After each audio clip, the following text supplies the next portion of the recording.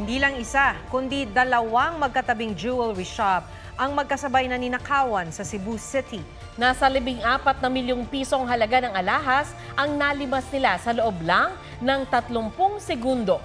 May report si Adrian Prietos ng GMA Regional TV.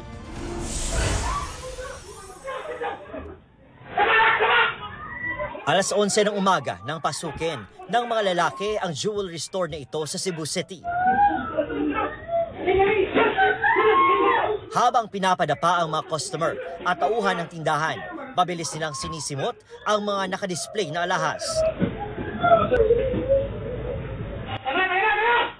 Sa loob lang ng kalahating minuto, nalimas ang mga alahas na nasa 10 milyong piso ang halaga. Walang security guard sa tindahan. Natangay din ang nasa 4 na milyong pisong halaga ng alahas sa katabi pang jewelry store. May security guard doon. Ang kaso, armado ang mga sospek. Tukoy na sila ng mga pulis at patuloy na tinutugis. Adrian Prietos, ng GMA Regional TV, nagbabalita para sa GMA Integrated News.